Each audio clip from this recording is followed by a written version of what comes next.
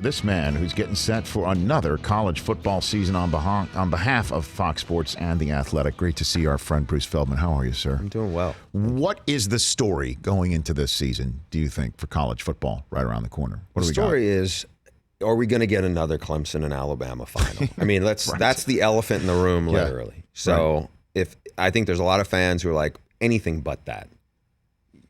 You know, right now I think people have seen what Clemson's done. Now, look, both quarterbacks at Alabama, Trevor Lawrence, who had a phenomenal first season, they're back. All the skill guys are back, too, with the exception of, you know, Alabama lost a great running back in the draft, but they were so deep there anyway. And once again, Clemson lost its entire defensive line in the first round of an NFL draft, so we'll see how that works. Yeah, right? But they got guys there who are like, might be first rounders ready to come in. I know, exactly, right? So, and if you look at it, both teams have really, really manageable schedules. The rest of the ACC is pretty down. Syracuse is kind of on the rise, I'll give you that. But you look at the non-conference of Alabama, when Duke is the best of your four opponents, and this isn't going to be Daniel Jones Duke, this is probably going to be 5-7 Duke. That's an indictment of what you got the rest of the way. How is that allowable? I'm serious. You know, obviously when you come out with a schedule, a school that eventually when they come to your spot or you have to go to theirs isn't as good as they were when you scheduled them. I get it. But, you know, we had David Shaw on yesterday. You know, he's got Northwestern, USC, with all, you know, due respect to the Pac-12. I get it. Well, he's got Notre Dame. He's got Notre Dame. But I'm talking about just the first 4 weeks, I'm saying. The first 4 weeks, I read off Stanford's first 4 weeks.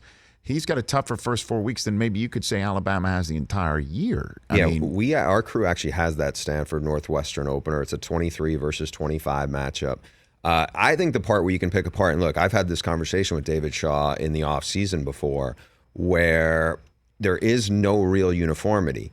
The conference he's in plays 3 non-conference games. And when you play Northwestern and Notre Dame, you know, you're playing 2 legit programs.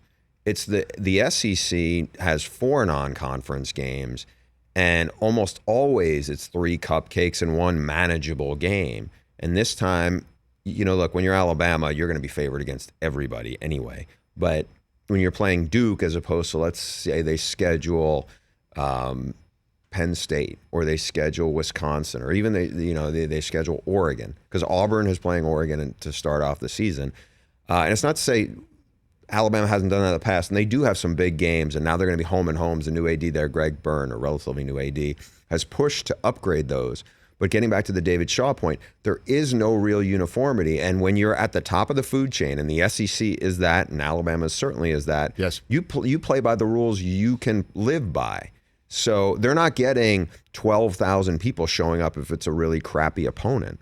They're going to pack the stands. They may not stay there for 4 quarters, but they're going to tune in. They're going to do TV ratings. It all works out for them. And until the SEC, if it's a team that has a really bad non-conference schedule and they don't have much margin for error, until the playoff committee holds that against them and keeps them out or uses that against them, there's no reason to change.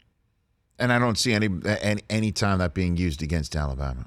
Well, Saban's on the No, side. and look, in fairness to Alabama, they have earned the benefit of the doubt. I mean, Nick Saban's won national title after national title when they've gone on the big stage, and Notre Dame fans won't like this, but they've gotten in there. And last year they got blown out by Clemson. A few years ago, when it was before it was the playoff committee, they were on the big stage, and Alabama destroyed them. That wasn't even a game. And so when you get in those big games, how you perform in that playoff setting or on that big stage, even though it's not supposed to factor into what the playoff committee is talking about or deliberating about, it's a human nature thing. They're going to factor into it.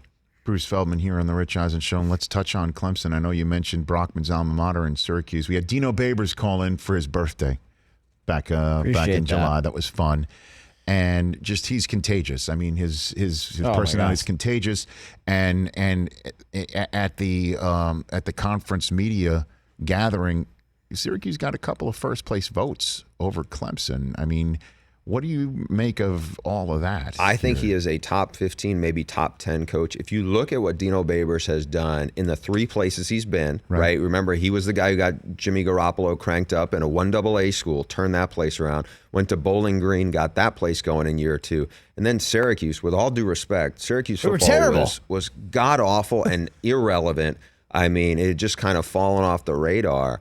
And by year 2, they upset Clemson. Last year, they win double-digit games. And what I think is really interesting here is, and the recruiting rankings, there is a lot of correlation between how the online recruiting sites rank you and what happens on the field.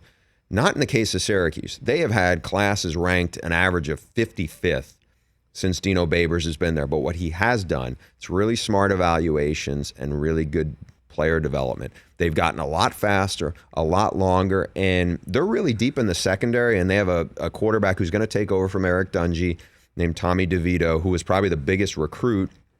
He's a New Jersey kid, biggest recruit Babers has had. I think they're a team that is probably the second best team in the ACC, which granted isn't saying that much after Clemson, but I think they have a chance to be a top 15 team, and his name is going to be really, really hot for some big jobs if they're as good as I think they are, because of how well he's built that team. And also, you watch a speech of Dino Babers in the locker room, he is a dynamic speaker. No question. I know. You can't put a price on that either. But he's basically the only thing keeping from Clemson getting into the college football playoff. I mean, is that what we're talking about here? Because they play week 3, so they have Texas A&M. Texas A&M has talent. Jimbo Fisher's done a good job. I don't think they'll win that game, but Texas A&M, when it was at College Station last year, gave them all they could handle, and Kelly Bryant helped them. The quarterback who's now at Missouri helped them. Now let's get into that, because this may be silly season conversation while we're waiting for for college football season to begin, but the heat that has been at least placed in the direction of Clemson, not like Dabo Swinney with his $100 million contract or whatever he's making, might deep down feel it. And I don't think anybody questions his connection with his players. That said, he's gotten some heat for not giving Bryant a championship ring when clearly the kid did get some crucial early season wins before he got a problem with losing his job. What do you think? Yeah, I can see both parts of this, because in the end, he left and he had to do what's best for himself, and then by doing that, he wasn't with the team the rest of the way. And so if you're going to say, well, if you're not here for the whole run, that matters, and you're trying to, if you're Dabo Swinney, you're a coach, you're trying to underscore the nature of how important it is. Your alma mater has a very, very profound statement from Bo Schembechler. Those who stay will be champions. Correct. I mean, so I get that. Now, look, to Kelly Bryant's credit, I think today or yesterday he saw that this had gotten, I would say, out of hand in terms of the discussion and the argument back and forth. And he said, look, this is not a story. I get it. By the way, I think Kelly Bryant already has a national title ring from a couple of years ago when Clemson won it. So, I mean, I respect that he's kind of spoken out like that, and it's just one of these things that it's like prime internet fodder, because it gets people get emotional, and who knows how, what to make of it. I don't think anybody there wanted it to become such a story that it's become. Though. No, I know that, and it's go back and forth between, like, if it's professional, I get it. It's just like, sorry, you left, and you never know when you're going to get your job back. You left, but it is also college, and he's a kid, and he needs to get his opportunity if he wants to get to the NFL, and he's not going to maybe get it standing with a helmet underneath his arm. Everybody could see what Lawrence looks like. I mean, you're not getting on the field because, there's already NFL fans who are saying my team should start tanking for this kid right now. I mean, so in your way too, I could see both sides. Yeah, of the and situation if you want to say, hey, you know what, he could have said, just give him a national championship ring. I mean, is this like giving trophies to everybody? I don't. You can interpret it however you emotionally want to. I think ideally, if he did that, it would be like, you know what? I think some recruits would look at it and go, okay, that's a really, I don't know, charitable is probably not the right word to use, but right for that. And then there's probably old coaches and people who, ascribe to setting a culture would say, no, that's the wrong message to send. So I think it's one of those things. It's kind of the weird. It's a college football or coaching is it Rorschach? Is that the word? That was the Rorschach test. Rorschach. Thank you. No problem. For us on the internet. Yeah, exactly. First, you see it, and obviously there's different interpretations of people looking at the same story. Bruce Feldman here on the Rich Eisen Show. So, but then again, not everyone's Jalen Hurts, right?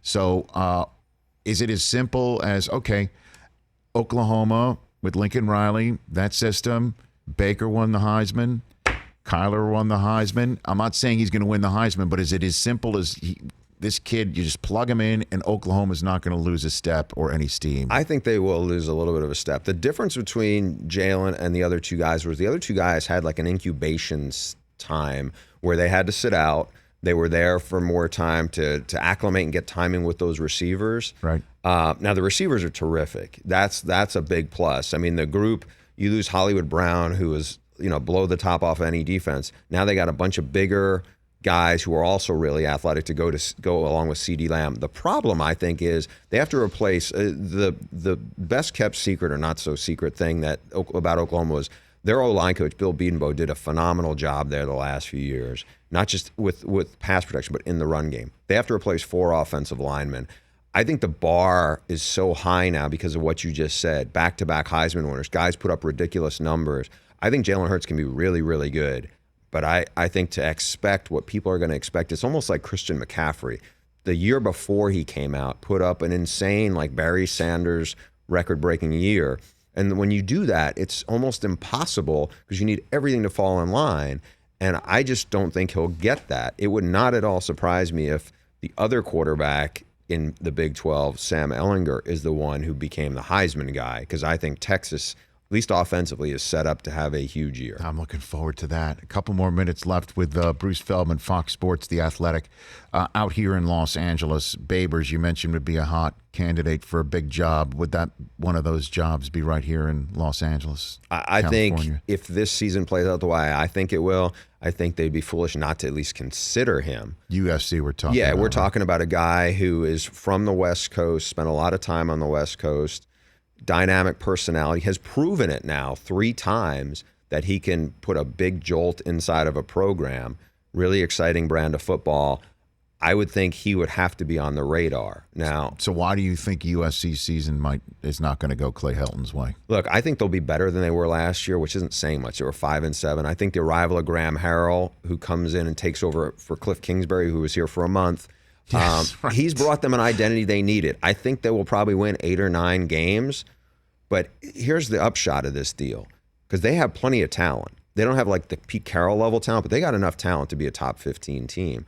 The problem, I think, is he could have a really good year, make a big improvement, go win 9 or 10 games. I just don't think that the USC leadership, and I suspect by the time this plays out, come middle of fall, they probably will have a new AD, I believe. I think Lynn Swann, the new president there, will say, hey, look, we got to go in a different direction. There's been too much bad stuff that has happened on Lynn Swann's watch. But when they get through this, even if a 9 or 10 win season, I just don't think the power brokers at USC are going to go, I'm convinced after this that, oh yeah, Clay Helton is the right guy for this. Because I think there's a lot of people there who felt like he shouldn't have been the head coach when they hired him, and they definitely don't feel like he should be the head coach now. And it's unfortunate, but I think the bar is going to be so high and the schedule is loaded the first 6 games. I just don't think they can get to it. Well, the issue also might be that nobody knows who the real power brokers at USC is right now, because the football program is not the biggest fish that's being fried on that campus right now. I mean, there's a lot going on downtown here in LA, and we'll see how it all plays out. Let's land on the Big Ten. Every year, sir, I go through some sort of excitement level.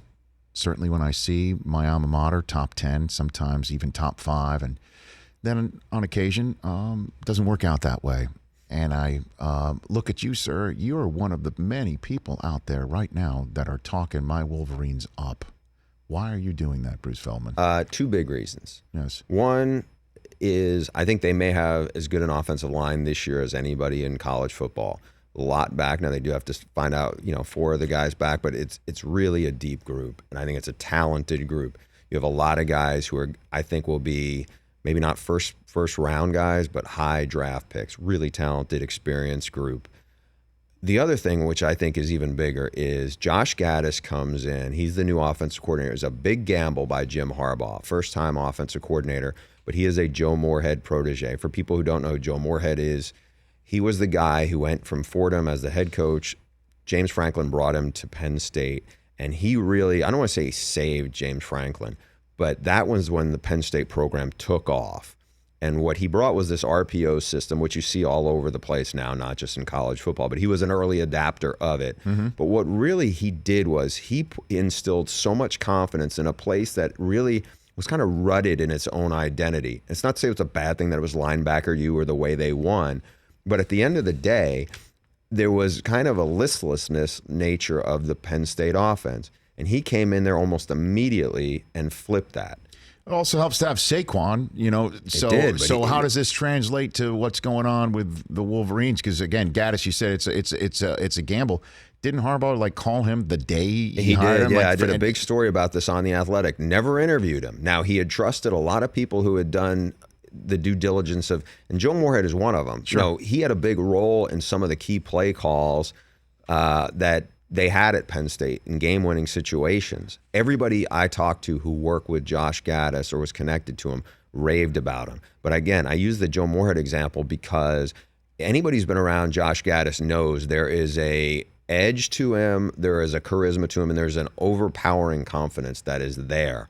And when I talked to people inside the program, they said there was a big difference in the persona of the Michigan offense this spring and going forward. And I think that was lacking because what happened, in my opinion, is late in the year, they were so good on defense, but they leaned on it so much when things didn't go great.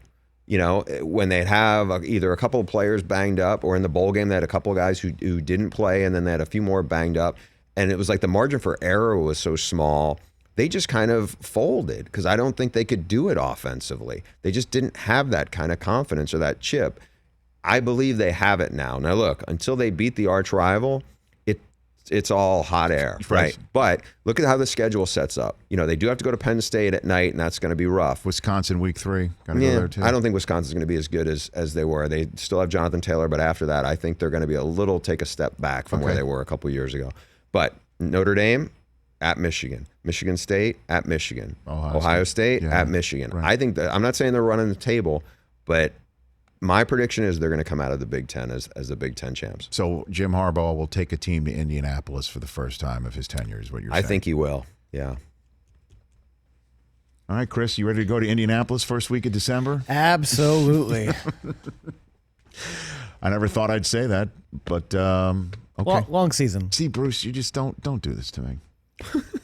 But you can only. Look, I have my reasons. Okay. At least I can defend it. I'm not saying it's definitely. I wouldn't bet my house on it. This point next year, the head coach of USC football, Clay Helton, Dino Babers, Urban Meyer. Rank it for me. Before I let you don't go. think it's going to be Clay Helton. I'm not sure, and I guess full disclosure, I work at Fox. I'm not convinced it's going to be Urban. I wouldn't be surprised if they made a run at. Don't you have another Penn State guy around here? I wouldn't be another Penn State guy around here. Yeah. No, I know. Sure. I wouldn't be sure. I wouldn't be surprised if they made a run at James Franklin. Wow. I mean, I've said that before, but I just think that he's another guy. He worked wonders at Vandy. They're really good at Penn State. I think if you're USC, I think you got to consider guys like that rather than say, hey, we're going to take somebody from the NFL who's never been a college coach or a college head coach. Bruce, thanks for the call. Thanks for stopping by. Really appreciate it. We are going to apparently, when we come back, get a phone call from the man of the hour in Cleveland, Damon Sheehy Giuseppe. We're going to get a call from him, which we're excited about. Good to see you, sir. Bruce Feldman right here on The Rich Eisen Show. For more of The Rich Eisen Show, tune to Audience Channel 239 on DirecTV for free on BR Live or download The Rich Eisen Show app.